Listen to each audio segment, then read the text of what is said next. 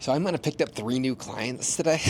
It's crazy. When you don't have momentum in business, it can be the hardest thing in the entire world. Like you have this immovable object in front of you that no matter what you do, no matter how much effort, it doesn't fucking matter what you do, it just won't fucking budge. Once you have systems and processes and momentum and you have people working on great things, they have the incentive to do so. What seemed like to be an immovable object, which in the past would have been growing the business, now is just this incredibly large rock that still takes a lot of effort, but you're at a very slight angle downwards that allows you to just still takes a lot of fucking effort. And I'm still working really hard, and there's still so much that is not going right. Now it's just so much easier to get behind that rock, and maybe it's because I have 6 people that are helping me. And then 5 years from now, there'll be 60 people that are also pushing what seemed to be an immovable rock. If you don't know what you don't know, and you don't know the hurdles that you need to go over, that's really the problem when you're starting out, is you don't know what you don't know about business. You don't know how to provide an incredibly high quality service to anybody for whatever it is. I have an agency where I used to think that was cringy and gay, but that's just the fact, the type of business model that I have, where I go into other people's large businesses and we do all of their organic media. We build out all the back end funnels. We close the clients for them unless they have an in-house sales team. Then we'll send them to the sales team. Then we will find other ways to monetize, even create new products for their clients. We will find sponsors, because I work with pretty large business owners or pretty large brands, like someone like Robert Kiyosaki, where sponsorship revenue could be high 7-figure yearly opportunity for him because he has so much facial recognition. I'm here in Medellin, Colombia right now, and when I go to the grocery store, I see Robert's book in the fucking grocery store line, which is crazy. So all of my clients are like that. Today, I think that I'm actually going to close, at least I had a call with a sponsorship company to close a pretty big deal for a different one of my clients. I'm getting a few of those calls per week right now because I built a system. I hired someone, the person that's editing this right now. He's now in charge of booking me sponsorship calls, and it's my job to close them. Usually the way it works is I work with a lot of businesses, individuals that are in the finance or economic or business space online. We get them a lot of views. If we can bring in 2 to 5 million long form views per month, that is worth a lot of money to advertisers. When Joe Rogan says, hey, this video is sponsored by AG1 or whatever company he's saying, people then go buy that. The AG1 is paying him millions of dollars per year to do that. I work with people that aren't obviously as big as Joe Rogan, but someone like Robert Kiyosaki in the finance space. If someone has a higher LTV product, where we work with a lot of businesses for sponsors that have high LTV products, which just mean when someone buys their product, it's worth a lot of money, and they're looking for very high net worth, older individuals. All of the audiences of all my clients are older, wealthier men. So that's worth a lot to sponsors. The sponsors I'm hoping to turn into a multi 6-figure monthly business, which it looks like we're trending in that direction, because as we take on more clients, we then need more sponsors to fill in for them. But if we can do what we say we're going to do, which is generate 1 to 3 long form million views per month and tens of millions of short form views per month, which is exactly what we're doing for every single one of our clients, then we are getting thousands of emails for every single one of our clients per month. And then we're bringing in 10 plus closed customers for whatever product they have, especially if it's a super high-end product. And we can generate our clients hundreds of thousands of dollars per month, make them $100,000 a month in sponsors, and do a split on that rev share. You can do very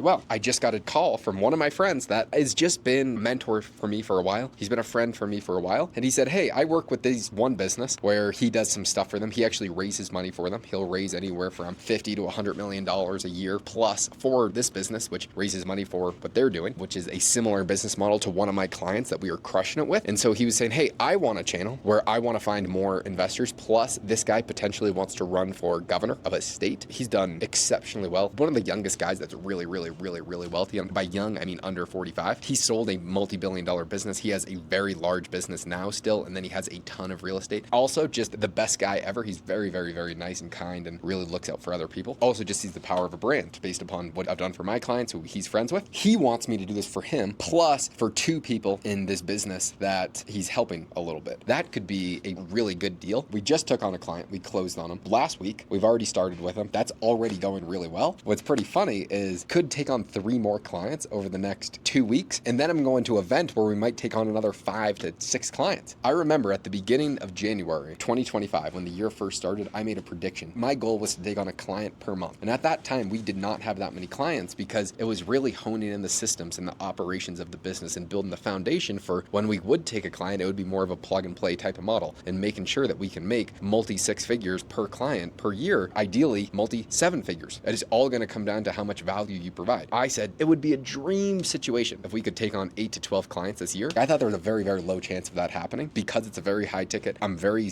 very picky with the types of clients that we take on. Even more importantly, it's very profit share based. I thought that was very unlikely, but it looks like we might steam blow past that. Really crush it and build something that has a lot of enterprise value, which would be awesome. I would have more money to hire more people, which would be able to actually remove me from the business even more, which means I could focus on higher leverage activities like getting more clients. There's a chance that every single thing that I thought was going to happen was going to play out. Of course, during that time, since then, I've had the roughest months in my business career. And so you never know how things play out. They always play out how they're supposed to. And in the end, everything always works out. It always does. Yesterday, we did a big launch for 2 of our clients. It did not perform as well as we were expecting it to. It still did do good. The problem is I'm the biggest optimist ever, where I always think results are going to be a million times better than they are. If we do 1/10 of that, you still do good. Whatever my expectations are, if you divide it by 10 and we hit that, that would actually be an incredible achievement. The problem is I was expecting to hit this, and so only doing that doesn't seem good in perspective. Clients are happy, and that's all that really matters. At least they said that they are. There's a lot going well, a lot to be really grateful for. There's a lot of key people that I'm going to need to hire, especially over the next 60 days, where I think that there's a chance there's like 7 new clients that come into the business. I would like to really smoothen the onboarding process of a client. Right now we have it really good, but I'm super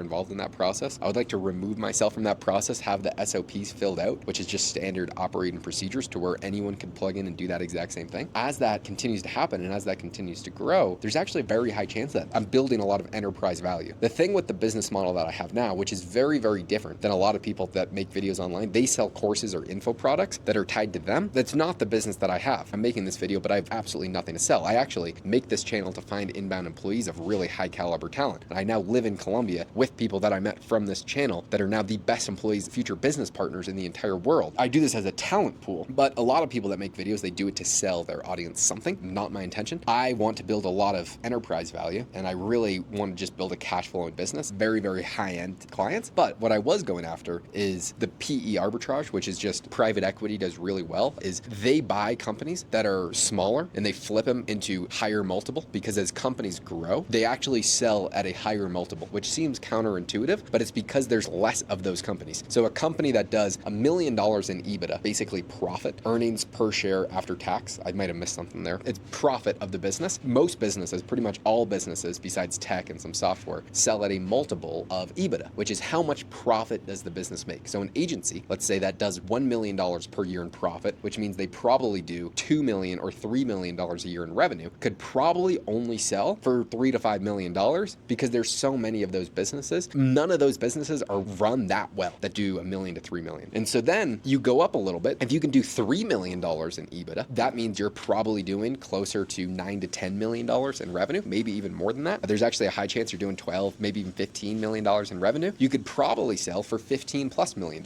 So you're actually already seeing this bump up in EBITDA and bump up in enterprise value for how much you can sell your company for. What is really interesting is if you can get to an 8 to 9 to 10 million EBITDA, there's way less companies in that category of agencies or really any business model. That means you're probably doing $85 to $95 million in revenue. No one cares about revenue. The only thing that should matter to anyone is profit, because I care about what is my take-home income as a business owner. If my business at $100 million, but I lost $1 million, you can still sell it for something. I want a cash flow business that I can live off of. I'm not looking to sell right now. I'm just saying this as a possibility 5 years down the line if I was ever looking to sell. If we could grow this to $9 to $10 million in EBITDA, let's say that we were doing $50 million in revenue, depending on the model, I'm hoping to have a much higher profit agency, even though at scale, most agencies go to 20% profit margins. That's just how they operate, just what happens. But obviously everyone thinks they're smarter than everyone else and that they're going to do it more efficiently, more cost effectively. I'll probably not do that. A 10 million EBITDA, it's very realistic that you could sell for $80 to $120 million. The amount that you can sell your business for from a multiple perspective actually continuously goes up as you hit these new EBITDA arbitrages. And that's what private equity does for the most part. They buy companies that are smaller, package them into midder, and then sell them as larger companies without really making the businesses that much better. They are just driving more enterprise value by packaging more businesses together to sell them at a higher multiple. What does that mean for me? If I was really looking to do this, one is I would need to start to acquire companies. I would say within the next 8 to 12 months, I'm definitely looking to buy a paid ads company or build one in-house. I'm agnostic to what happens. I would be fine either way. I would be fine merging with someone that had an incredible paid ads that was of a similar size, because that would instantly double the enterprise value of the business. Even though that's not my objective right now, it is something that I would would consider 5 years from now, once we get to that point where we're doing like $8 million in EBITDA, which I would say is a goal of mine, $8 to $10 million in EBITDA. I would actually like to do that, more of that, and sooner if I'm going to be realistic. If I brought a paid ads portion of the company in, what would that do? If you're looking to acquire a company, what is it that you're really looking for? I'm looking for something I would be able to cross-sell and implement into every single one of my current clients. We're doing all the organic, but we're still leaving so much money on the table. Paid ads are basically direct response to where you spend $1 and you can make $4. If we had an in-house incredible paid ads person, from salary to performance, they're going to be making over $300,000-$400,000 per year. The way you would do that is I would probably find someone that's already running an agency at decent margins that would rather not have the stress of doing that, but they're the best at what they do, plugging them into my business, giving them a profit share, plus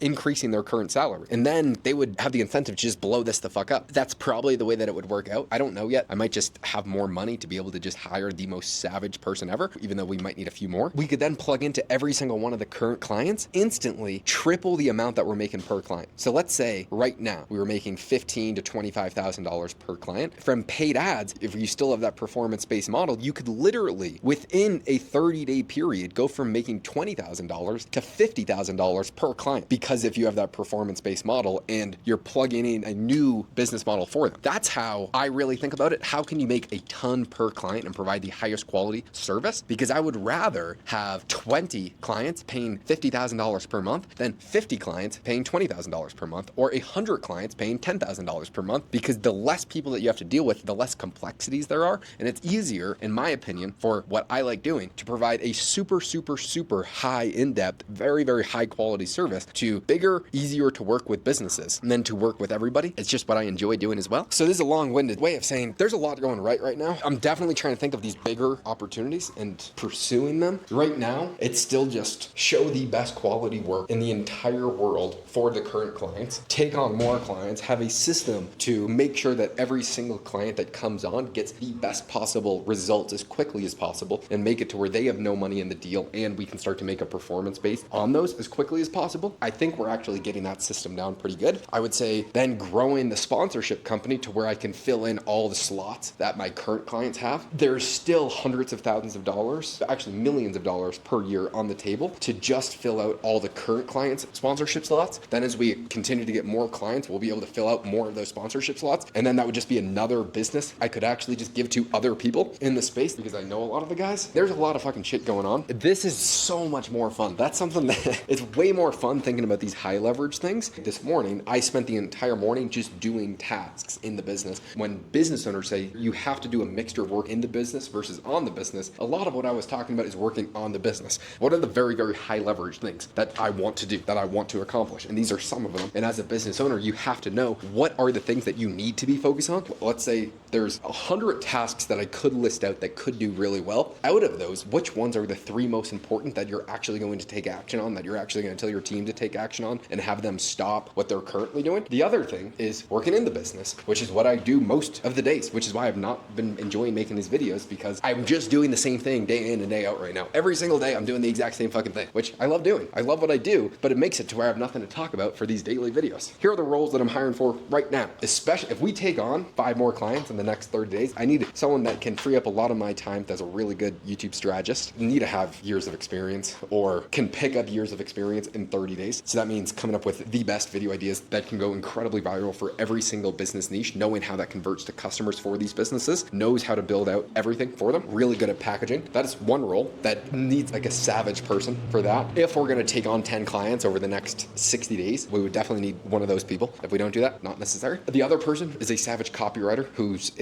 incredibly good, can do a lot of the social media, email, and landing page post, as well as help build out some of the back end funnels to psychologically get people to sign up for whatever it is that we are doing. Those are the 2 main roles that are going to be pretty necessary. And then shit's just coming along. And then it might actually be time for me to get a high-end personal assistant. And not yet. I would do a VA first. I don't want to manage my email anymore. When you are a small business, I have an incredibly small business. As it grows, you don't realize how fucking important it is to actually answer emails. Everything just happens through email. Gotta find someone to manage that for me. But I could not be more grateful. Everything is going excellent. Hopefully, we actually close a lot of these deals if I can just crush it for them. That's exactly what's going to happen.